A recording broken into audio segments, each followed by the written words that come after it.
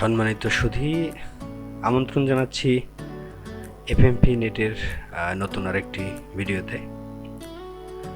আজকে আমি দেখাবো আমার প্রতিদিনের জীবনযাত্রা। এক কথায় বলতে গেলে প্রতিদিন সকালবেলা উঠে আমার কি করতে হয় আর কতটা ব্যস্ততার মাঝেও আপনাদের জন্য ভিডিওগুলো আমি তৈরি করি। তো বন্ধুরা, আজকে খুব দূরে যাব না।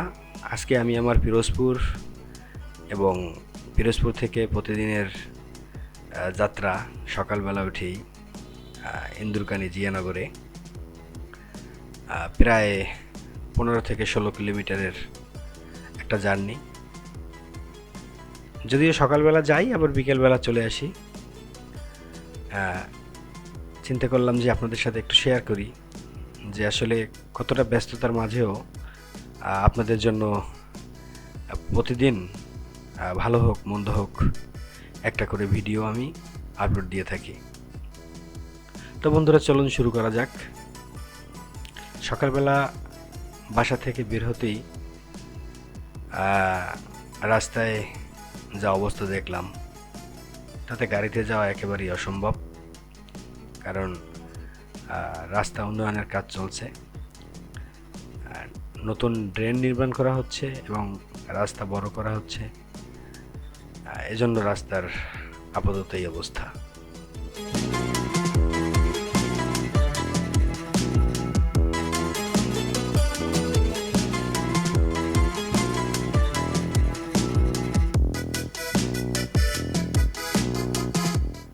এখান থেকে যেতে হলে একটু রিস্ক নিয়েই যেতে হবে, কিছু করার নাই। তো যাই হোক, অনেক কষ্টে জায়গাটা পার হয়ে এবারে হাঁটা শুরু করলাম। পিরোজপুর শহরের ভিতর দিয়ে হেঁটে গিয়ে তারপরে আমাকে অটো ধরতে হবে। এটা আরেকটা অটো স্ট্যান্ড। এখানে যদিও আমি পাবো না অটো আমার ইন্দুরকানী যাওয়ার, এই লাগাই দিল।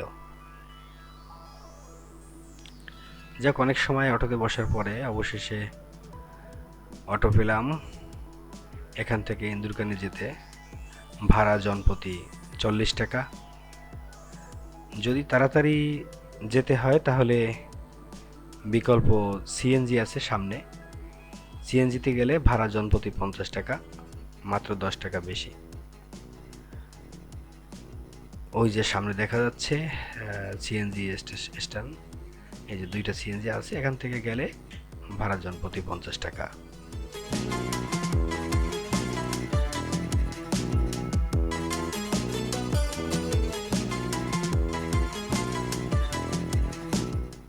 আমাদের পিরোজপুর শহরেও মাঝে মাঝে যানজট বাঁধে। এখানে একটা ডাক্তারের চেম্বার আছে, যে কোনো কারণে নামটা বললাম না। ওখানে রোগীরা গাড়ি নিয়ে আসে, যার কারণে এই জায়গাটায় মাঝে মধ্যেই একটু যানজট বেঁধে থাকে।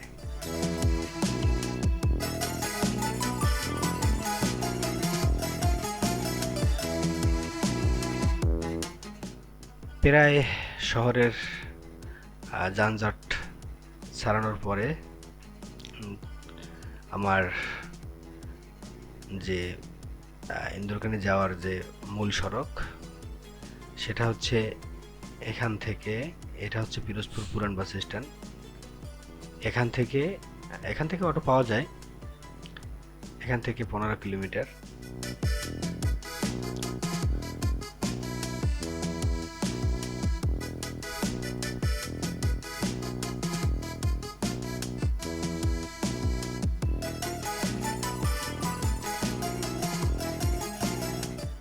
মেঘ এবং আকাশ দুটো মিলে একাকার হয়ে গেছে, খুব ভালো লাগছে দেখে।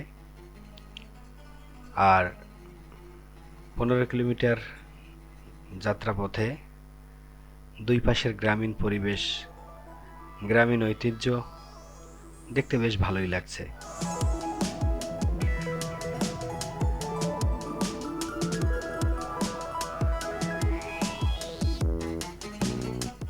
15 কিলোমিটার হলেও রাস্তাটা খুবই ভালো।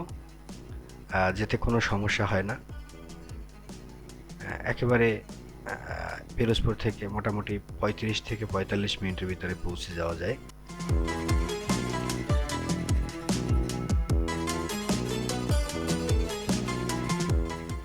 এই জায়গা থেকে আমি প্রতিদিনই যাতায়াত করি, কিন্তু এই জায়গাটা আমার কাছে প্রতিদিন যেন নতুন মনে হয়। মনে হয় এখানে কখনো আসি নাই, অথচ প্রতিদিন সকাল এবং বিকাল ২ বার যাওয়া আসা পড়ে এখান থেকে।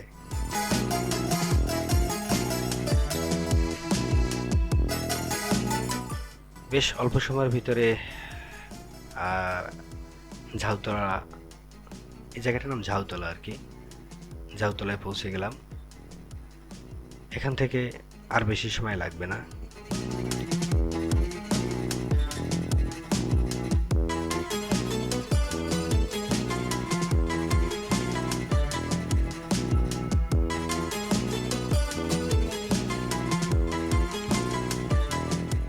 আর যারা আমার চ্যানেলে নতুন আছেন তারা অবশ্যই চ্যানেলটা সাবস্ক্রাইব করবেন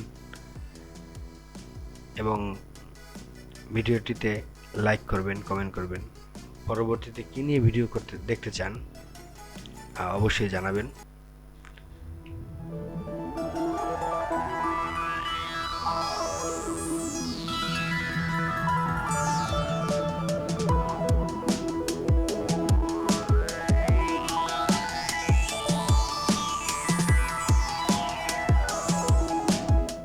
প্রথম ভিডিওটা একটু বড় হতে পারে, সবাই ধৈর্য ধরে শেষ পর্যন্ত দেখবেন, এটাই আপনাদের কাছে অনুরোধ। সামনে আমাদের সেই ঐতিহ্যবাহী যে মাছের বাজার পাড়ের হাট, এক নামে সারা বাংলাদেশ থেকে এসেছে।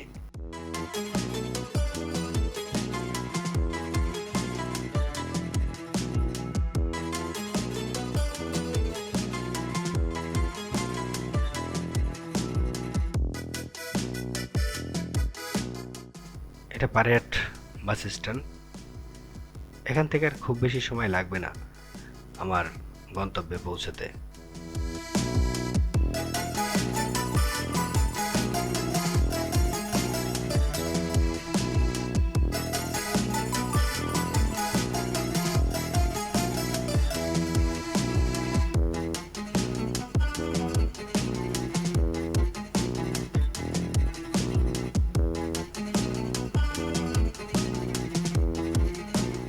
সত্যি কথা বলতে শত ব্যস্ততার মাঝেও প্রতিদিন এখান থেকে যাওয়া আসাটা আমার বেশ ভালোই লাগে।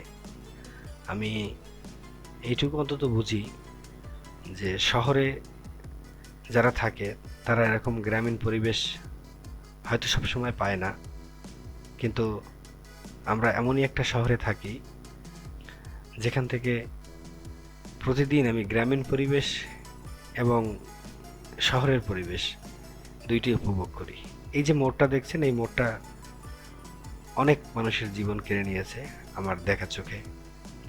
এই জায়গায় দুর্ঘটনা বা অ্যাক্সিডেন্ট মাঝে মধ্যেই হয়, মারাত্মক অ্যাক্সিডেন্ট।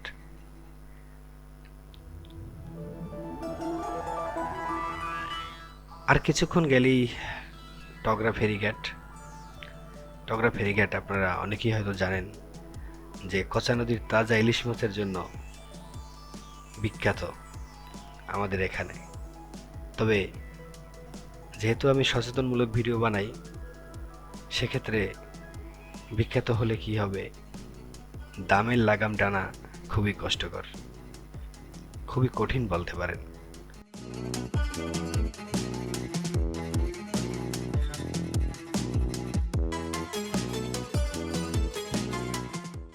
টগরার মোড় পেরিয়ে এবারে আমি আমার গন্তব্যের খুবই কাছাকাছি। সামনে আমাদের ইন্দুরকানীর যে ব্রিজটা পারানোর পরেই আমি আমার গন্তব্যের কাছাকাছি পৌঁছে যাব। এখানে প্রতিটি অটো প্রতি ৫ টাকা টোল দিতে হয়।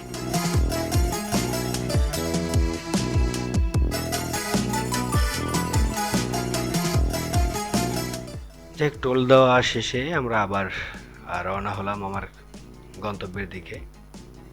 এই যে রাস্তাটা দেখছেন, আমার মনে আছে ছোটবেলায় কিছুই ছিল না, এখানে ফাঁকা মাঠ ছিল।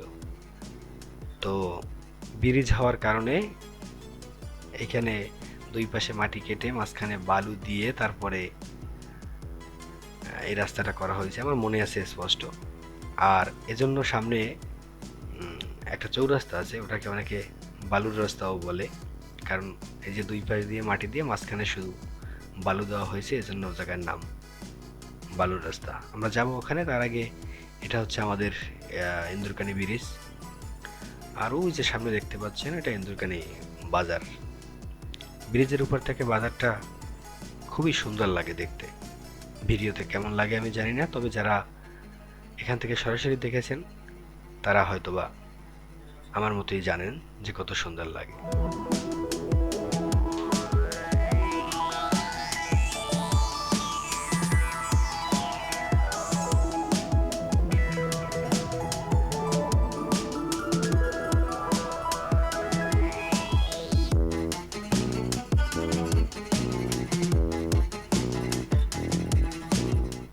প্রতিদিনের এই মুক্ত বাতাস, মুক্ত আকাশ দেখতে এবং উপভোগ করতে কার না ভালো লাগে বলেন। তবে ভালো লাগার মাঝেও অনেক আতঙ্ক থেকেই যায়। প্রতিদিন যেভাবে রাস্তাঘাটে দুর্ঘটনা ঘটে। এই যে এটা হচ্ছে চৌরাস্তা, আবার অনেকে বালুর রাস্তাও বলে। যেটা বলছিলাম, প্রতিদিন যাওয়া আসায় অনেক আতঙ্ক থাকে, কখন কি হয় কেউ বলতে পারে না। যাই হোক বন্ধুরা, এ পর্বে আর ভিডিওটা বেশি বাড়াবো না। আমি আমার গন্তব্যে পৌঁছে গেছি। দেখা হবে এই ভিডিওর দ্বিতীয় পর্বে। ততক্ষণ সবাই ভালো থাকুন, সুস্থ থাকুন।